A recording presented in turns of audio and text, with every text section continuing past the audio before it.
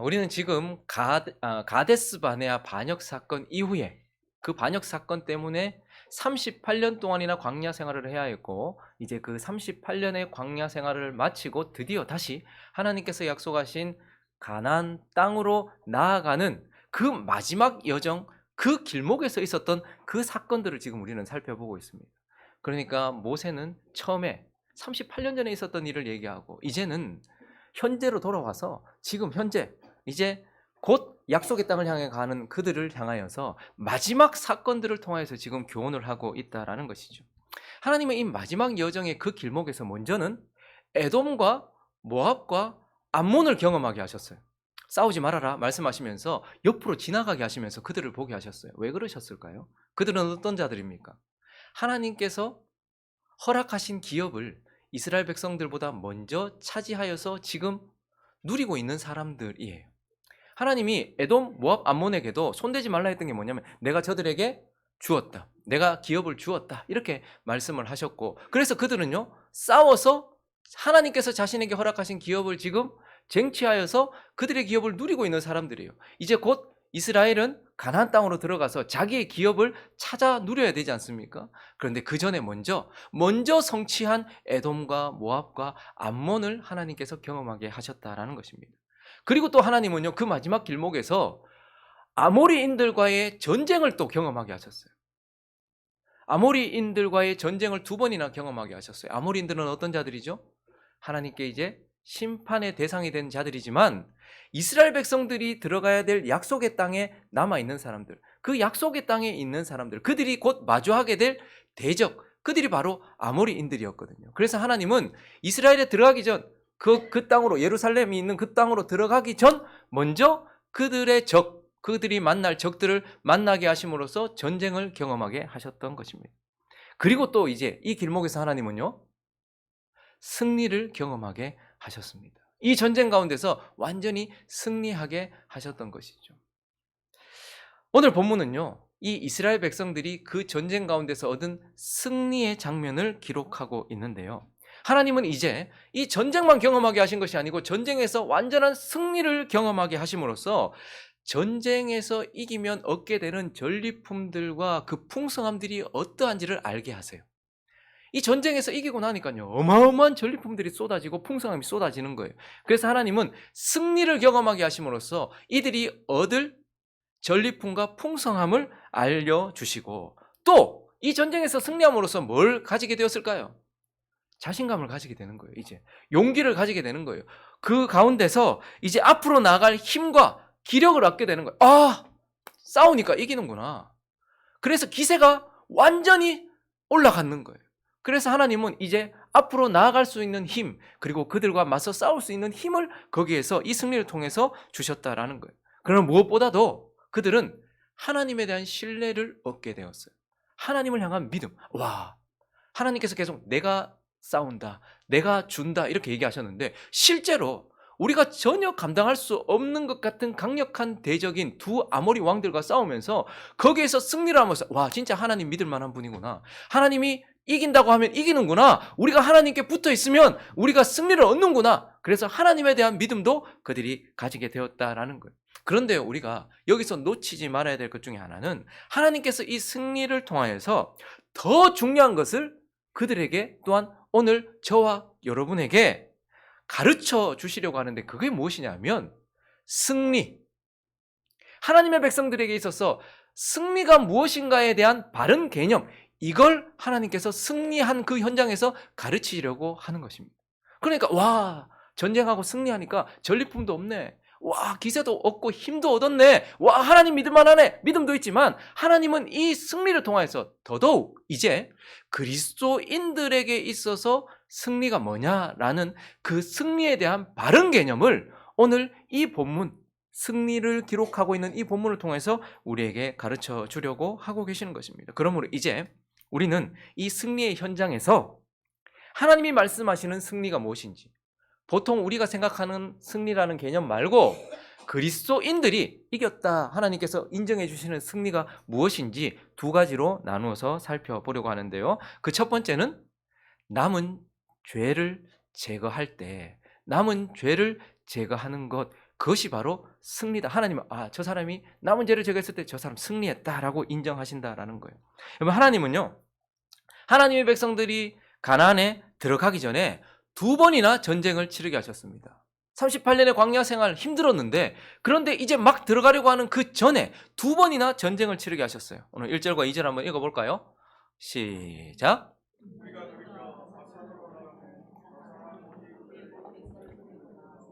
우리를 대적하여 에드레이에서 싸우고자 하는지라. 여호와께서 내게 이르시되 그를 두려워하지 말라. 내가 그와 그의 모든 백성과 그의 땅을 내 손에 넘겼으니 내가 헤스본에 거주하던 아모리 족속의 왕 시온에게 행한 것과 같이 그에게도 행할 것이다. 아모리 족속의 왕 시온과의 전쟁을 치르고, 그리고 그 전쟁 마치자마자 올라가는데 바산 왕 옥이 또 나와서 전쟁을 치르게 되었다. 그래서 그들은 2차례 아모리인들과의 전쟁을 하게 되었는데요, 이 아모리인들은 어떤 사람들이라고 말씀드렸죠? 아모리 족속들은 어떤 사람들입니까? 하나님의 심판의 대상으로서 그들이 들어가야 될 약속의 땅에 남아있는 자들이에요. 하나님은 가나안 땅을 이스라엘 백성들한테 주셨거든요. 근데 그 땅이 비어있는 게 아니고 그 땅에 남아있는 자들이에요. 가나안 족속들, 아모리 족속들은. 그러니까 이스라엘 백성들에게 주신 땅, 그 약속의 땅에 남아있는 사람들이었어요. 그리고 그 사람들은요, 그 땅에서 인본주의, 세속주의, 기복주의, 물질주의, 이런 것들이 삶의 원리가 되어서 살아가면서 그 땅을, 하나님의 땅이요, 하나님의 백성들에게 주실 그 땅을, 그 세상을 어떻게 해요? 우상으로 가득 채워놓은 자들, 더러움과 음란과 음행으로 가득 채워놓은 자들, 그래서 그 땅을 더러운 땅으로 만들어 놓은 자들, 그 더럽게 가득 채워놓은 자들이 바로 아모리인들이었단 말입니다. 그러니까 아모리 사람들은 결국 우리를 더럽게 만들고 우리로 우상 숭배로 빠지게 만드는 죄를 상징하는 자들이다라는 것을 보게 돼요.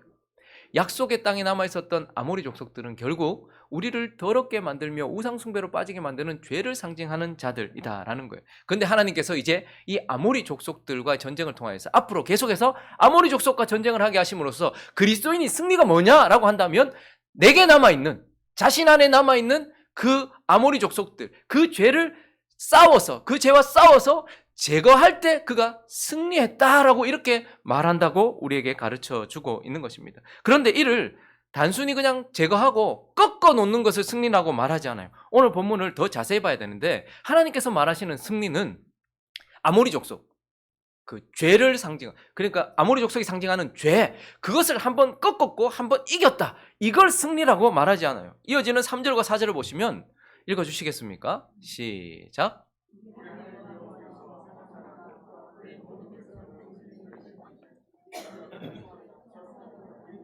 잠깐만요. 여기서 우리가 주목해야 될 건 뭐죠? 자, 이겼어요. 근데 여기서 하나님께서 말씀하시는데 중요한 요소로 들어가는 이김의 요소가 뭐죠? 한 사람도 남기지 않았다라는 거, 이게 중요해요. 그냥 기세로 꺾었다, 그리고 우리가 제압했다, 이게 아니고 죄를 상징하는 아모리 사람들, 아모리 사람이 상징하는 죄, 그것을 하나도 남기지 않았다, 지금 그 표현을 하고 있는 거예요. 4절도요. 그때 우리가 그들에게서 빼앗지 아니한 성읍이 어떻게 해요? 하나도 없었다, 다 빼앗았다, 이렇게 말하고 있는 거예요. 그러니까 지금 하나님은 그리스도인에게 있어서, 하나님의 백성들에게 있어서 승리가 뭐냐? 남아있는 죄를 제거하는 것, 그것이 승리인데, 그냥 꺾고 그냥 제압하는 것이 아니라 그 죄를 어떻게 해요? 완전히 제거하는 것, 그때의 승리다라고 이렇게 가르쳐 주고 있는 거예요. 그래서 11절을 보시면요, 그들이 제압했던 그 바산왕 옥이 얼마나 강했는지를 가르쳐 주는데요, 르바임 족속 남은 자는 바산왕 옥, 이름이 옥이에요. 옥. 이름 참 예쁜데, 그죠? 근데 이 인생이 보니까 침상이요, 철침상이에요. 철 위에서 자는데, 아직도 암몬 족속들이 이거 하도 신기해가지고 암몬 족속들이 그거 보관하고 있었는데, 그러니까 박물관 같은 곳에 보관을 하고 있었는데, 보니까 그것을 사람의 보통 규빗으로 재면 그 침대가 길이가 9규빗, 약 4.5m. 침대가.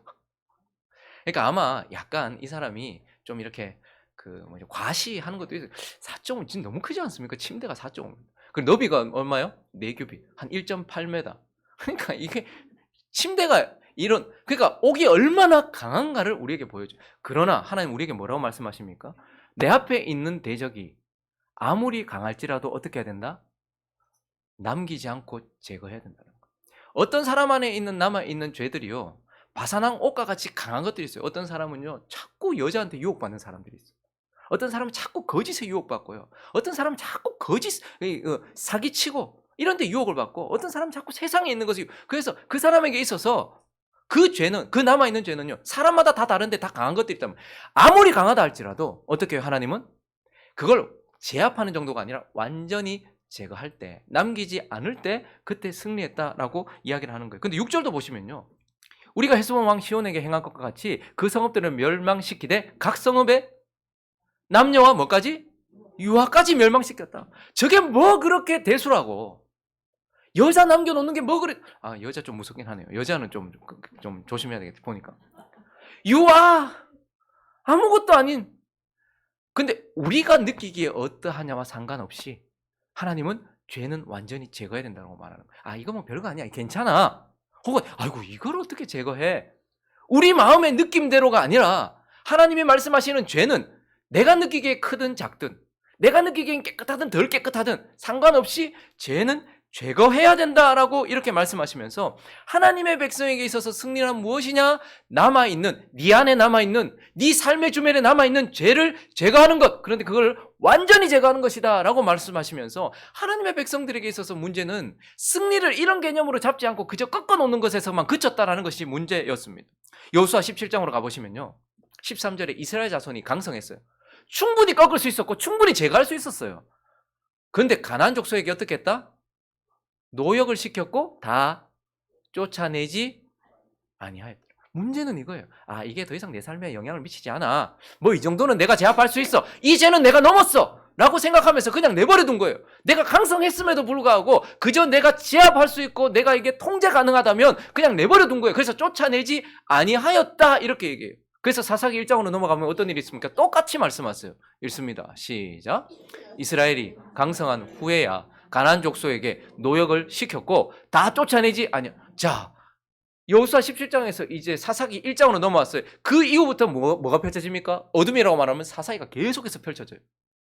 왜 사사기가 우리의 삶 속에 찾아왔는가? 완전히 제거할 수 있었음에도 불구하고 제거하지 않았기 때문이다라는 거예요.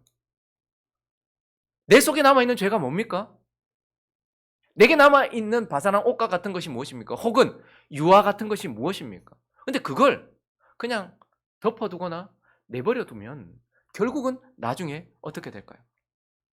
여호수아 11장 22절에 보면 이스라엘 자손이요 얼마나 강했는지, 아낙 자손, 르바임 족속, 그러니까 거인, 이 바사랑 옥과 같은 사람들을 하나도 남기지 않았는데 자기들의 영역 안에서만, 자기들의 삶의 영역 이 정도는 괜찮지 하고 남기지 않고 거기서만 밀어내고 그 옆에 있는 가사와 가드와 아스돗 지경에서 그냥 밀어내놓고 거기에 있었단 말입니다. 아직까지는 나하고 상관없으니 라고 얘기하면서 가나안 지경임에도 불구하고 그 지역으로 그냥 밀어내놨었어요. 근데 나중에 어떻게 됩니까? 사무엘 상으로 가보실까요?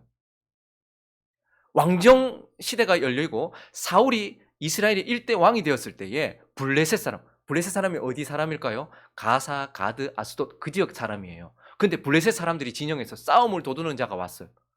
그의 이름은 골리앗. 근데 어디 사람? 하나님께서 왜 저 얘기하실까요? 왜 가드 사람이라고 얘기하실까요? 그때에 제거하지 않은 그것이 시간이 지나니 어떻게 됐다는 거예요? 거대한 골리앗이 되어서 우리를 벌벌 떨게 만드는, 키는 6규빗 한 뼘이다 이렇게 이야기하는 거대한 것이 되었다. 결국은 누가 키운 거예요? 제가 하지 않은 내가 키운 거예요. 이 죄가 너무 세요. 아니, 나는 이거 못 버리겠어요. 내가 제가 하지 않았기 때문인 거예요. 시간이 지나면 지날수록 점점 더 그 죄는 나를 잡아 삼키는 거예요. 그래서요, 거짓말하는 사람이 그리스도인인데도 불구하고 거짓말 가만히 놔두면 나중에는 정말 능숙한 거짓말쟁이가 되고, 음란한 사람이 그것을 제거하지 않으면 정말로 더욱더 더러운 음란한 사람이 되고, 욕심 많은 사람, 이기적인 사람이 그 죄를 제거하지 않으면 더욱더 그러한 사람이, 예수 믿는데 왜 그러냐? 죄를 제거하지 않아, 완전히 승리하지 않았는데 승리에 도취되어서 그렇게 있었기 때문이다 라고 말하면서, 하나님은 오늘 이 승리의 장면 가운데서 승리가 뭐냐? 승리는 남아있는 네 삶 속에 구원받은 우리에게 기업을 유업으로 받은 우리에게 남아있는 죄, 그것을 제거하되 완전히 제거했을 때 승리다라고 우리에게 말씀해 주고 있는 것입니다. 그리고 오늘 이 승리의 현장 가운데서 하나님께서 그때의 하나님의 백성들과 오늘을 살고 있는 저와 여러분에게 말씀하시고 가르쳐주고자 하는 또 다른 승리의 바른 개념, 두 번째는 바로 자기를 부인할 때 저 사람 승리했다라고 이렇게 말씀하신다라는 거예요. 사실 오늘 본문에 승리로 가득 차 있지만 언제나 그렇듯 실패 이후가 아니고 성공 이후에 항상 위험이 도사리거든요. 위기가 온단 말입니다. 그런데 지금 오늘 이 본문에서 승리한 후에 사실은요, 큰 위기가 있었어요. 큰 위험이 도사리고 있었어요.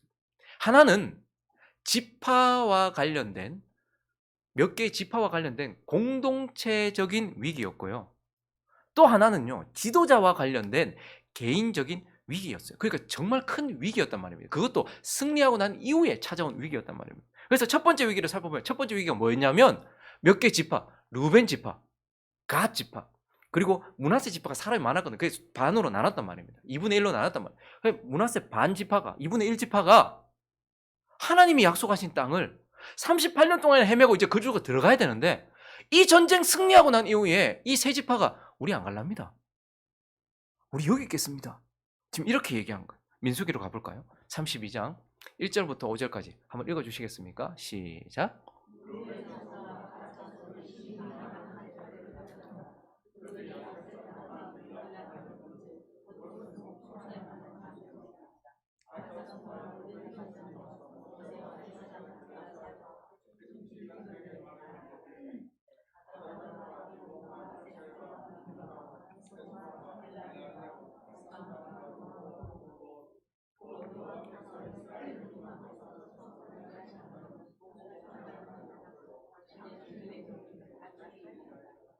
또 이르되 우리가 만일 당신에게 은혜를 입었으면 이 땅을 당신의 종들에게 그들의 소유로 주시고 우리에게 요단강을 건너지. 만약에 승리하지 않았다면 이런 일은 없었을 거예요. 승리하고 바사낭 옥 그리고 시온에게서 뺏은 땅을 보니까 그 앞에 한번 넘어가 보시면 3절인가요? 얼마나 자세하게 봤는지 그 땅의 이름까지 다 알고 있어요. 요 땅. 와. 그런데 승리하고 나서 이제 약속의 땅으로 요단을 건너서 갈 생각은 안 하고 이걸 쭉 둘러보니까 와, 이 땅 이거 진짜 좋네. 그러면서 뭐라고 말하는 거니까 우리가 먼저 선수 치자. 내가 장자니까. 그래서 루벤이 옆에 있었던 갓 지파와 그리고 므낫세 반지파를 데리고 와가지고 이 땅 우리 주세요. 이렇게 얘기한 거예요. 이게 엄청난 큰 위기인 겁니다. 왜요? 지금 전체가 다 똘똘 뭉쳐가지고 요단강 건너서 가나안에 가서 전쟁을 치러야 되는 상황에서 세계 지파나 우리는 전쟁 안 하고 그냥 여기 있겠습니다 라고 말하는 것이 전체적인 공동체에 얼마나 큰 영향을 미쳤겠습니까? 그러니까 그 이후부터 모세가 지금 매우 심하게 책망을 합니다. 6절부터 보시면요, 모세가 갓 자손과 루벤 자손에게 이르되 너희 형제들은 싸우러 가는데 너희는 여기 앉아있고자 너 여기 있겠단 말이냐. 다 싸우러 가는데, 생명 걸고 싸우러 가는데 하나님이 주신 땅을 차지하러 가는데 여기 앉아있겠다는 말이냐. 너희가 어찌하여 이스라엘 자손에게 낙심하게 하여서 여호와께서 그들에게 주신 땅으로 건너갈 수 없게 하려 하느냐. 너희 조상들도 내가 가데스 바네아에서 그 땅을 보려고 보냈을 때 나 안 갈랍니다 했던 것처럼 지금 38년 전에도 똑같은 일이 있어가지고 지금 이렇게 됐는데 또 그러겠다는 것이냐. 그들이 에스골 골짜기에 올라가서 그 땅을 보고 이스라엘 자손을 낙심하게 하여서 여호와께서 그들에게 주신 땅으로 갈 수 없게 하였느니라. 그들만 안 들어간 게 아니고 전체가 다 안 들어갔다, 못 들어갔다. 근데 너희 지금 이거 하려고 하느냐? 라고 말하면서 승리 때문에 찾아온 이 위기 가운데서 지금 모세가 그들을 책망하는 거예요. 근데도 그들이 이 땅 주십시오라고 얘기하면서 그때의 모세가 그들에게 했던 말이 있어요. 그게 오늘 본문의 18절부터 나오는데요. 18절부터 20절까지 한번 읽어보겠습니다. 시작. 그때에 내가 너희에게 명령하여. 자, 잠깐만요. 그렇다면 너희 끝까지 이 땅을 원하느냐? 너희 지금 전체가 다 가서 전쟁을 치러야 되는데 너 세계 지파가 빠지고 뭐 형제들 가서 죽든지 말든지 너희는 그냥 여기서 막 차지하고 살겠다는 것이냐? 아니요, 그런 게 아니고 우리는 이 땅에서 안 그래도 저기 땅 좁은데 같이 하려고 합니다. 자, 그러면 이렇게 하자. 그때에 다시 읽습니다. 시작. 그때에 내가 너희에게 명령하여 이르기를 너희 하나님 여호와께서 이 땅을 너희에게 주어 기업이 되게 하셨은즉 너희의 군인들은 무장하고 너희의 형제 이스라엘 자손의 선봉이 되어 건너가되 너희에게 가축이 많은 줄 내가 아노니 너희의 처자와 가축은 내가 너희에게 준 성읍에 머무르게 하라. 여호와께서 너희에게 주신 것 같이 너희 형제들에게도 안식을 주시리니 그들도 요단 저쪽에서 너희 하나님 여호와께서 그들에게 주시는 땅을 받아 기업을 삼기에 이르거든 너희는 각기 내가 준 기업으로 돌아갈 것이니라. 야, 너희 이 땅 차지하고 싶냐? 그러면 이렇게 해라. 너희가 같이 싸우는 게 아니고 너희가 선봉에 서라. 여러분, 어떤 전쟁이든지 선봉이 제일 위험하잖아요. 선봉에 서라. 그리고 너희 처자식은 여기 내버려둬라. 데리고 가는 게 아니고 너희 처자식 여기 두고, 그리고 참전하고 바로 들어온 게 아니고 다 전쟁 끝날 때까지 거기서 참여했다가 끝나고 나면 그때 돌아가는 걸로 할래? 이렇게 얘기한 거예요. 그러니까 여기에 기업을 주면서 참여하게 하면서 공동체로서 훼손시키지 않도록 모세가 말해요. 여러분, 이거 쉬운 일입니까? 어려운 일입니까? 괜히 이 땅 얻으려고 했다가 그냥 가면 그냥 싸울 텐데 선봉으로 서야 되지. 그 전쟁 치르는 동안, 그리고 이 전쟁이 언제 끝날 줄 알고요. 실제로 완전히 끝난 건 아니었지만 전부 그 땅을 이제 거의 차지할 수 있는 그러한 지경이 되기까지 거의 7년 넘게 전쟁했습니다. 그러니까 지금 언제 끝날지도 모르는 전쟁, 가장 위험한 전쟁에 선봉에 서가지고 자식들, 처자들 다 내버려 두고, 그리고 여기 놔뒀는데 우리 다 넘어갔는데 그러면 우리 처자는 누가 지킵니까? 하는 마음도 들지 않겠습니까? 그런데도 불구하고 그들은 공동체 전체를 위한 유익을 위해서 지금 이 순간 뭐 하는 거예요? 알겠다라고 얘기하는 거예요. 우리 안에는 언제나 나를 추구하고 싶은 마음이 있습니다. 내 이익, 나, 그게요, 그냥 먼 이렇게 사람들과의 관계 속에서 당연히 나를 추구하겠죠. 근데 가까운 공동체 안에서도 그렇고 가정 안에서도요, 남편이 아내보다 자기를 더 추구하고, 자기 자신이, 아내는 남편보다 자식보다 자기를 더 추구하고, 이게 인간의 습성이에요. 본성이에요. 그러니까 이 땅 보니까 좋고 우리는 가축이 많고 그러니 이 땅 갖고 싶었던 마음이 있었던 것은 사실이지만, 그러나 이 전쟁은 하나님의 전쟁이다. 땅 얻고 마는 전쟁이 아니다. 그러니 함께 나가서 싸우고 함께 얻고 함께 누리자라고 말할 때에 그들은 자신을 부인하고서 이 땅에서 머물고 싶고 자기를 추구하고 싶은 그 마음을 내려놓고서 뭐를? 이웃을 위하여, 뭐를? 형제를 위하여 그렇게 자기 자신을 부인하고서 지금 이것을 받아 얻고 있는 것을 우리는 보게 되는 겁니다. 그러니까 승리가 뭐죠? 결국은 승리는 나를 부인하고 저 사람을 세워주는 걸 그리스도인들에게는 승리다라고 합니다. 내가 저 사람을 꺾어내리는 것이 승리가 아니고 내가 꺾고 그 사람을 살리는 것, 그게 승리다, 이렇게 말하고 있어요. 자, 그런데 또 하나 큰 위기가 있었는데요. 모세가 이걸 다 기록해 놓고 있어요. 자기와 관련된 것임에도 불구하고 큰 위기가 있었는데, 두 번째 위기는 지도자와 관련된 개인적인 위기였는데요. 어떤 위기가 있었냐면 23절을 보시면요. 그때 모세가 하나님께 기도했어요. 모세의 기도는 한 번도 꺾인 적이 없었던 기도입니다. 하나님께서 화가 나셔가지고 이스라엘 백성 전체를 멸망시키려고 마음을 드셨을 때에도, 모세가 중보했을 때 어떻게 해요? 금송아지 사건 때도 그랬고 다 살았거든요. 그래서 그가 마지막 자기의 죽음을 앞두고서 마지막 하나님께 간절하게 기도했어요. 뭐라고 기도했냐면 25절에 보니까 구하옵나니 나를 건너가게 해주십시오. 요단 저쪽에 있는 아름다운 땅, 아름다운 산과 레바논을 보게 해주십시오. 지금 모세한테 무슨 마음이 생겼냐면, 그 무리바에서 하나님께서 말씀하신 대로 하지 않고 패역한 너희여, 믿음 없는 모습을 보였던 모세에게 하나님께서 너 못 들어간다, 가나안 땅 못 들어간다 얘기하셨거든요.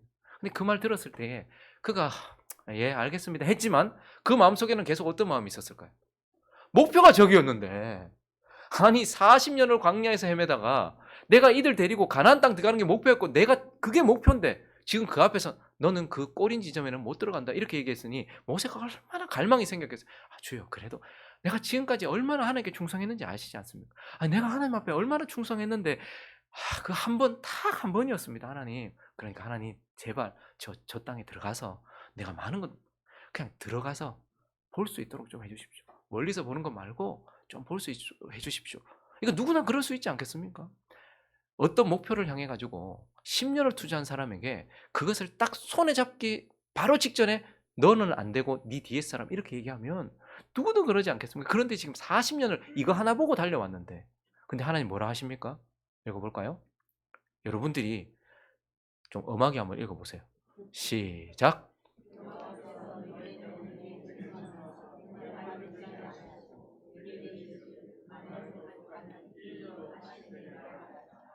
와,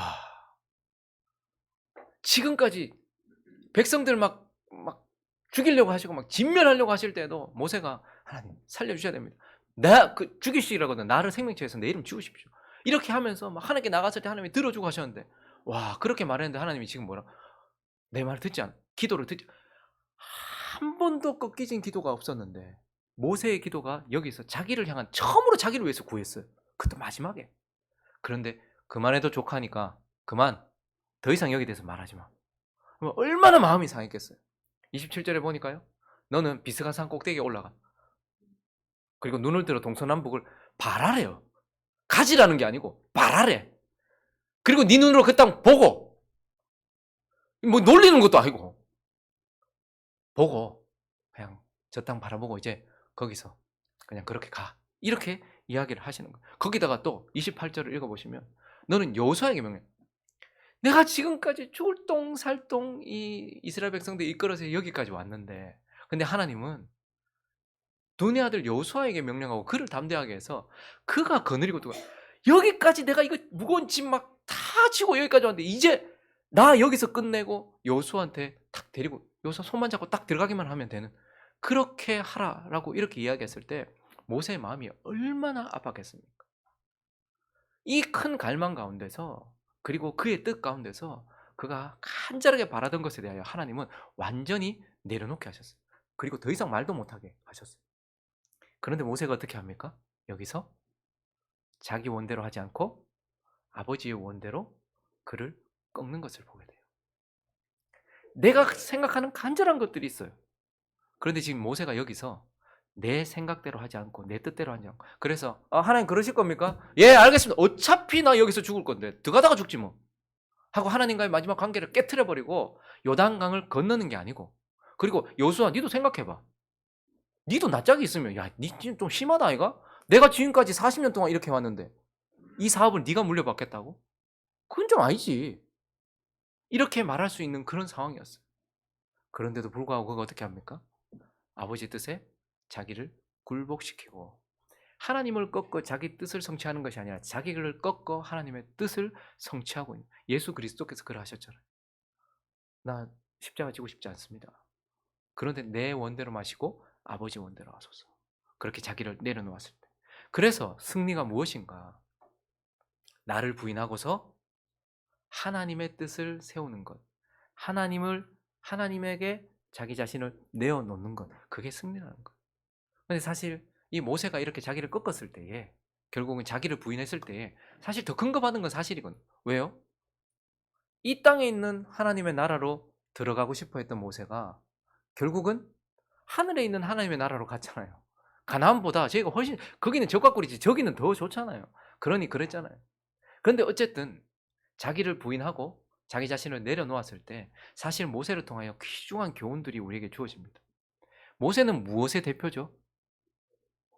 모세는, 그렇죠, 율법의 대표예요. 모세 하면 율법이에요. 아모리 족속 하면 뭐예요? 죄. 예수 하면 복음이에요. 말씀이에요. 근데 모세는 율법의 상징이었습니다.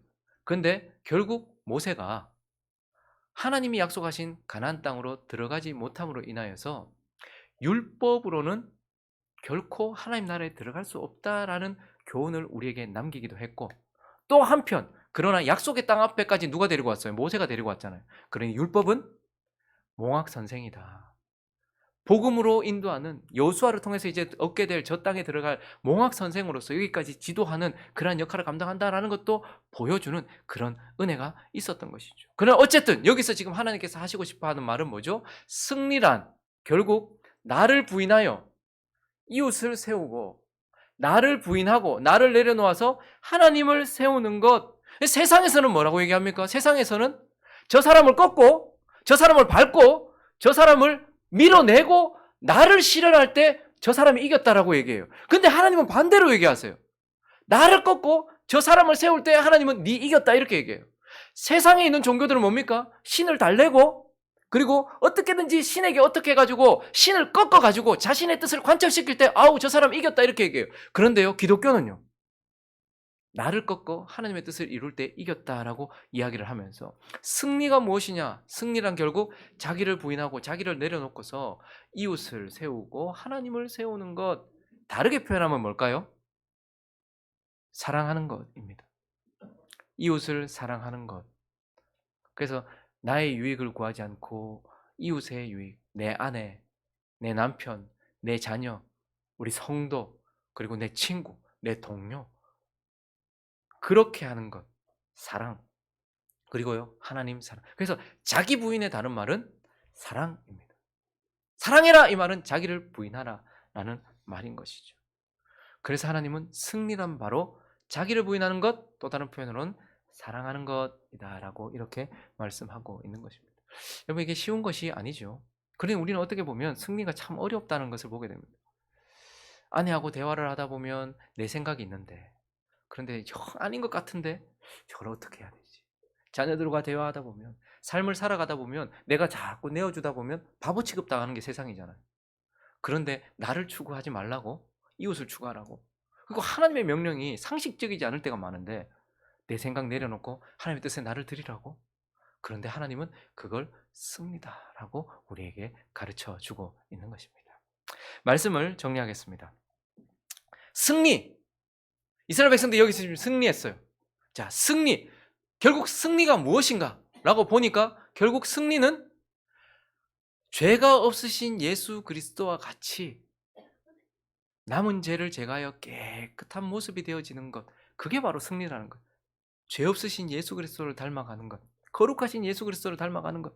그래서 우리 안에 남은 죄를 제거함으로써 끊임없이 깨끗하고 정결해짐으로써 죄 없으신 예수 그리스도를 닮아가는 것, 예수님처럼 되어지는 것, 그 사람을 승리했다라고 이렇게 말하고 있고, 또 하나 승리는 결국은 우리를 위하여 자기 자신을 내어주셨고 아버지의 뜻하신 대로 자기 자신을 내어주신 예수 그리스도를 닮아가는, 아버지를 사랑하고 우리를 사랑하셨던 그 사랑하시는 예수 그리스도를 닮아가는 것, 그게 승리다라고 말하면서 결국 저와 여러분의 승리는 예수를 닮아 있는 모습이다라는 것을 우리에게 말씀해 주고 있습니다.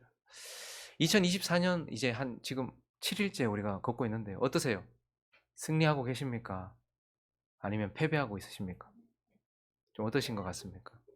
하나님이 2024년 첫 번째 주일날 우리에게 승리의 현장에서 승리란 이런 거야 라고 말씀하시는 오늘의 말씀을 붙들고서 한 해를 살아갈 때에 내가 생각하고 세상이 말하는 것 아니라 하나님이 말씀하시는 승리를 붙잡고서 자기를 부인하고 그리고 하나님이 기뻐하시는 거룩한 모습으로 살아드리는 저와 여러분 되시기를 예수 그리스도의 이름으로 축원합니다.